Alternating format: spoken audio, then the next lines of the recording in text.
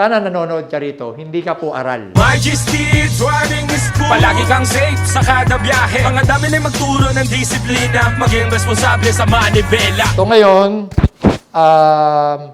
meron kasi ako nga nakita sa social media, no, sa Visor, yung nagdadrive sa expressway, nasa passing lane or overtaking lane, ang ginawa, kinat siya ngayon nung nasa second lane. Okay, ang topic natin ngayon is expressway rules.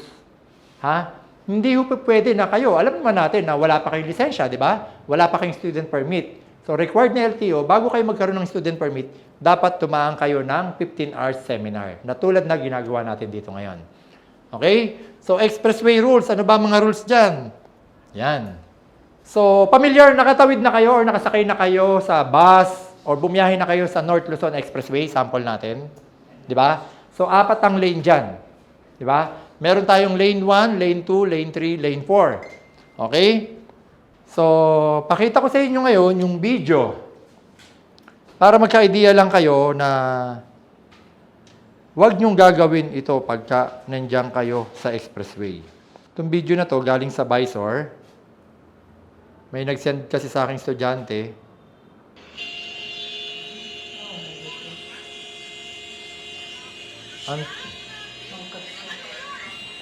Kinat niya.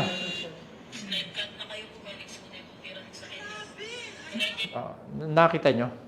Di ba? Ano tong lane 1 na to? Ano sinasabi? Inner lane, lane 1, overtaking lane.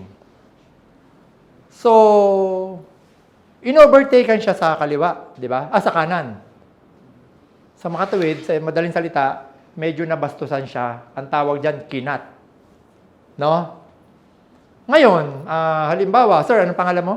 JC, sir. JC. Ma'am, ikaw, anong name mo? Julie. Po? Julie po. Ma'am Julie and Sir JC. Si Sir JC yung nasa lane 1, kayo yung nasa lane 2, kayo yung overtake. Ano po ba sinasabi, Sir JC? Overtaking lane. Ano ginagawa mo doon sa lane 1? May ino-overtakean ka ba? Yung nakita natin sa video? Wala, sir. Wala. Okay? Okay, ngayon no, ituturo ko no, yung paanong diskarte kung paano ang tamang pagmamaneho diyan sa expressway, kung paano ka o-overtake.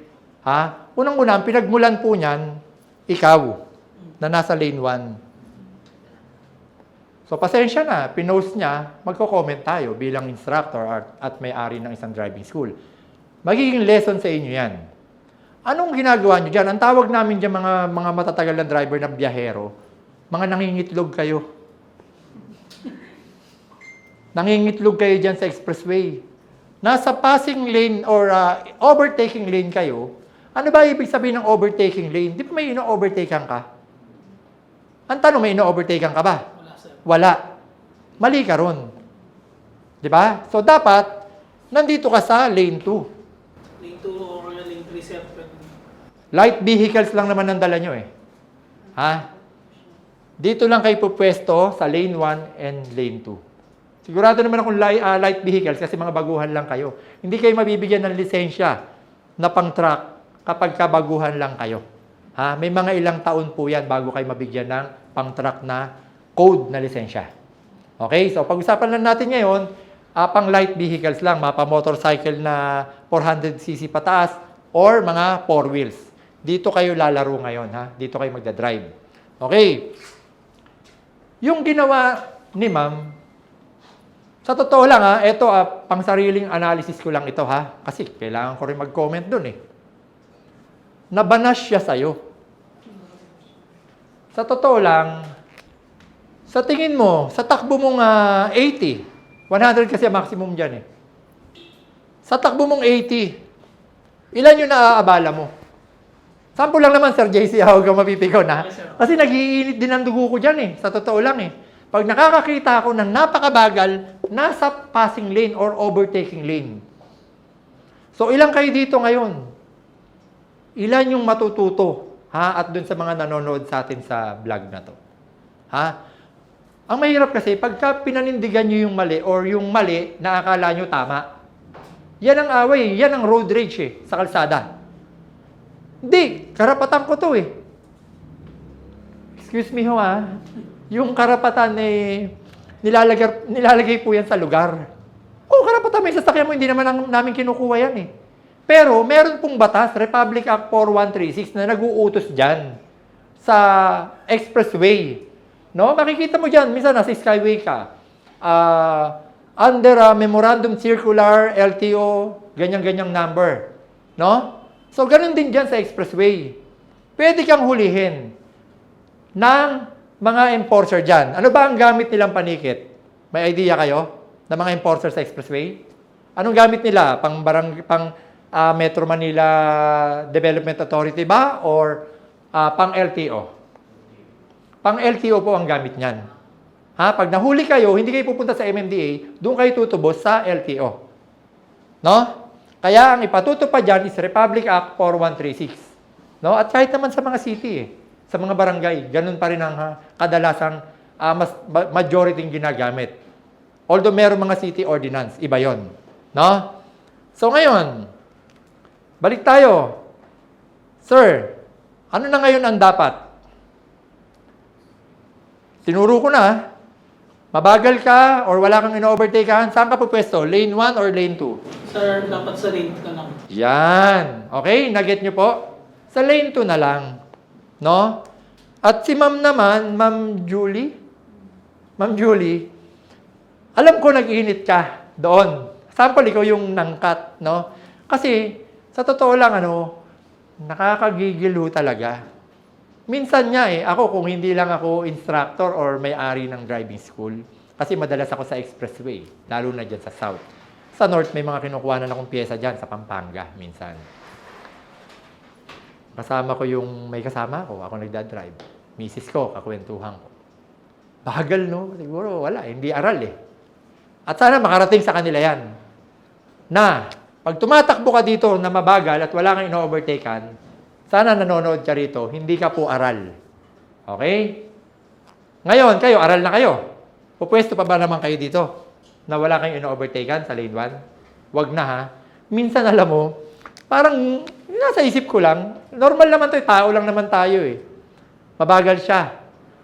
Gusto ko siyang, pagka-overtake ko sa kanya, gusto ko, pumwesto ko sa harap niya, mas bagalan ko naman. Ano kaya pakiramdam niya? Sir, parang insulto rin yun sa kanya, sir. Di ba? Ikaw, ma'am, halimbawa, ikaw yung mabagal. Kulit na itong nasa harap ko. 80, ang takbo, nasa lane 1. Gawin ko kaya yan. Overtakean ko, tapos tumakbo ko ng mga 50. O ano naman mang pakiramdam mo? Mainis kayo, no? Pero, pigilan natin yung inis sa kalsada, ha? Kung may mali yan, huwag nyo nang pansinin, huwag nyo nang katin, ma'am, ha? Huwag mo na siyang kakatin, ha? Baka habulin ka rin niya. No? Hindi ko sinasabing katin nyo kasi nakakainis. Lagpasan nyo ng medyo mga 3 kotse pag nasa expressway, saka kayo kumabig pakaliwa. Okay, maliwanag? Meron naman tayong lane 3. Andiyan yung mga large passenger buses and freight with over 1.5 ton cargo. Yung mga bigat. Siyempre, pag halimbawang bus, mabigat yan, medyo lamang tayo mga kotse. So, saan sila dapat pupwesto? Sa lane 3. Okay? Sa lane 4 naman, special vehicle and construction equipment. So, ganito lang naman kadali yan eh. Mabagal, medyo mabilis, mas mabilis, pinakamabilis. Naget nyo po? Sa lane 1, mabilis. Mas mabagal naman compare sa lane 2, lane 1. Ang lane 3, mas mabagal compare sa lane 2. Ang lane 4, mas mabagal compare sa lane 3. Ano to sinasabing mga special vehicles and construction equipment? Kung may nakikita kayong halimbawang mga yung bulldozer nakasakay dun sa truck, dapat dito sila. Oo, mabigat ang karga nun, bulldozer eh. Di ba? Or yung mga container van. Di ba? Okay? Although minsan may pasaway, nakakalungkot. Ba't sila minsan napapadpad dito? Di ba? Pero wag nyo nang gayahin yung mga gumagawa ng mali. Bakit?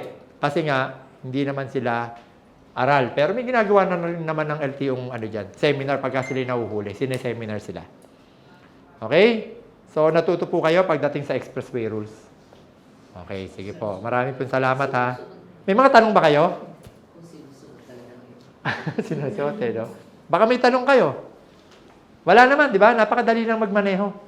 Di ba? Basta iwasan niyo yung road rage. Kung may natapatan kayo na mabagal, ipaubaya niyo yan sa traffic enforcer. Huwag kayo yung mangkaka. Okay?